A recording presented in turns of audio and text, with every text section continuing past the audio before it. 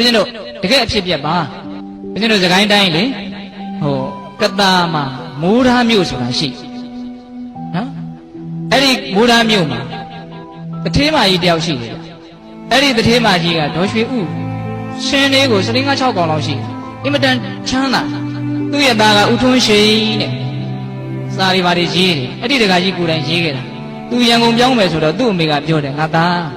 မင်းရန်ကုန်ပြောင်းမယ်ဆိုတော့အမေကမင်းကိုဘယ်တော့မှမပြောခဲ့ဘူးတဲ့အကြောင်းအရာတစ်ခုပြောချင်အဲ့ဒီအကြောင်းအရာကိုပြောပြီးရင်တော့အမေကတော့နေမကောင်းဖြစ်တော့မှာပဲတဲ့စိတ်ဝင်စားကြကောင်းတယ်နော်အဲ့ဒီအကြောင်းအရာကိုပြောပြီးရင်နေမကောင်းဖြစ်မှာဒါပေမဲ့ငါသားကိုချစ်လွန်းလို့အမေပြောမယ်အဲ့ဒီမှာနားထောင်ငါသားလွန်ခဲ့တဲ့နှစ်4 5 80 80လောက်တုန်းကဟောဒီမိုးရာမြို့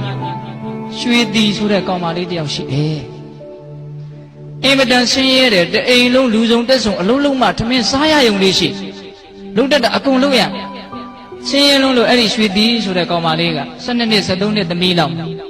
ဘောဓိကျောင်းဆိုတာရှိတယ်အဲ့ဒီဘောဓိကျောင်းဆရာတော်နဲ့သူကခင်တယ်ဆရာတော်တပည့်တော်မတော်မှာအင်မတန်ဆင်းရဲတယ်ဘယ်နဲ့လုပ်ရမလို့မေးတယ်မေးတော့ဆရာတော်ကဟဲ့ရွှေတီမရှိရင်လှူရတယ်လို့ပြောတယ်ပေးတိုက်မရှိရင်အဲ့ဒီမှာမရှိဘဲနဲ့အရှင်ဘုရားဘာလူမှလဲဟုတ်တယ်လို့ပဲနော်မရှိဘဲနဲ့ဘာလူမှလဲအေးအဲ့ဒီမှာဆရာတော်ကအတူတူပဲပြောကြစို့အေယာဝတီမြစ်ကိုလက်ညှိုးထိုးပြဒီရေဒီနင်ကြိုက်တော့ယူလို့ရတယ်ပေါ့လေရပါလေဗျာအဲ့ဒီလို့ဆိုရင်ဒီတောင်ဆောင်ပေါ်မှာဇင်းဇောင်းလမ်းလျှောက်တက်သွားပြီးတော့မြတ်စွာဘုရားကို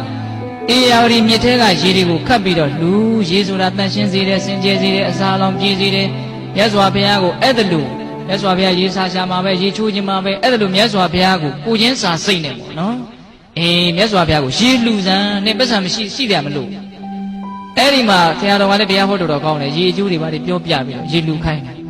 သူတော်တော်ယုံကြည်တယ်အဲ့ဒါရေလူတယ်အမြဲတမ်းလူအသက်မရှိဘူး16နှစ်သမီးလောက်ကျတော့သိအဲ့ဒီရွှေသေးကသိပြီးတော့အဲ့ဒီမိုးရာမြို့မှာအချမ်းသာဆုံးတထေးအိမ်လူဝင်စားဖြစ်မသိပါဘူးအဲ့ဒီကလေးမလေးကသူလူဝင်စားဆိုတာမသိအဲ့ဒါ9နှစ်10နှစ်9နှစ်မသိဘူးအဲ့ဒါတနေ့ကြတော့သူ့အမေရဲ့လက်ဆွဲပြီးတော့အဲ့ဒီဘောဓိကျောင်းကိုဆွန့်ဖို့သွားတာဗျာဆွန့်ကြိုင်ကလေးဆွဲအဲ့ဒီမှာကျောင်းသားရောက်ခါလေးလမ်းအဖြတ်အကူးမှာအသက်အရွယ်တော်တော်ကြီးတဲ့မေကြီးဦးကြီးတယောက်နဲ့တွေ့အဲ့ဒီမေကြီးဦးကြီးရဲ့ပခုံးပေါ်မှာလည်းတပတ်ကလေးတစ်ချိန်ချုပ်ထားအဲ့ဒါသူတို့နားရောက်ပြီဆိုတော့အဲ့ဒီတပတ်ကိုရမ်းပြီးတော့ပခုံးပေါ်တင်လိုက်အဲ့ဒီတက္ကမကြီးကအဲ့ဒီတပတ်ရဲ့အမိတ်ဖျားလေးကအဲ့ဒီခုနတုန်းကရွှေတီတေလို့ဝင်စားတဲ့ကောင်မလေးရဲ့မျက်လုံးကိုရိုက်မိဖြတ်ဆိုသူကလှမ်းပြီးတော့ဖမ်းလိုက်အဲ့ဒီတပတ်ပေးတိုက်ရင်အင်မတန်ထူးဆန်းတယ်နော်သဘာဝတရားတွေအဲ့ဒီအခိုက်အတန့်ကလေးမှာအဲ့ဒီတည်င်းကလေးမှာအဲ့ဒီကောင်မလေးဇာတိတ္တရဉာဏ်ရနောက်ဘဝကိုပြန်မှတ်ရအဲ့ဒီတပတ်လေးကိုတိတိကျကျကြည့်ဒါငါရက်ခဲ့တဲ့တပတ်ပဲ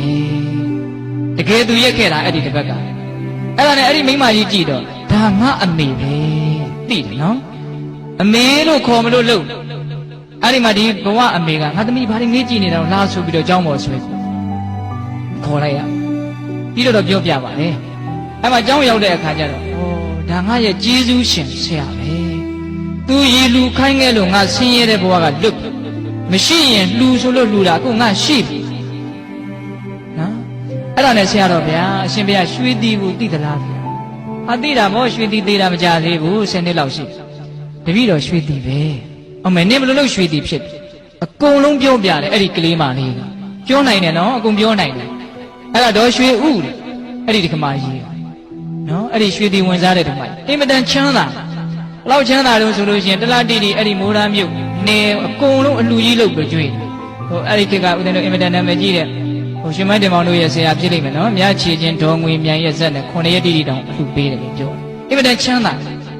အနာရောဂါဆိုလို့တဲ့ရစားလေးတောင်မှမရက်ဘူးတဲ့ကဲယောဂကင်းလိုက်ပုံအဲ့ဒီတက္ကမကြီးမှာနော်အနာယောဂဘာမှမရှိဘူးသူ့မှာအဲ့ဒါလောက်ပစ္စည်းဥစ္စာလည်းပဲတင်းအောင်တင်းတယ်ရုပ်လည်းသူ့ဓာတ်ပုံပါတယ်ဗျလူငယ်တွေသိကျင်လို့ရှိရင်ဓမ္မသရိယဥထိလံရေးတယ်ဓမ္မဒူရတတိယတွဲကိုကြည့်အဲ့ဒီမှာသူ့ဓာတ်ပုံပါနော်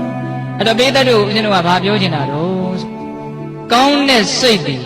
တကယ်အားကိုးရပါတယ်လို့ဥလိုက်အသေးလိုက်ယုံကြည်စေခြင်းတယ်ဟုတ်လားတခါကြီးမိုင်းများဒါဒါနရဲ့အစွမ်းလေးပဲရှိသေးတာနော်ဒါနထက်သီလမြတ်တယ်လို့ဒီပိဋကကြားဘူးတယ်မဟုတ်လား သီလတဲ့ဘာဝနာမြတ်တယ်လို့ကြားဘူးတယ်မဟုတ်လားအေးသူတို့ကပိုးပြီးတော့မိတ်ဆွေရစ်ပီတာတယ်ပိုးပြီးတော့ထိရောက်စွာအကျိုးပြုနိုင်တဲ့မိတ်ဆွေအဲ့ဒီမိတ်ဆွေတွေကမိတ်ဆွေထဲမှာလေမဲ့ညံပူညံဆိုတဲ့မိတ်ဆွေကတော့အကောင်းဆုံးမိတ်ဆွေပေါ့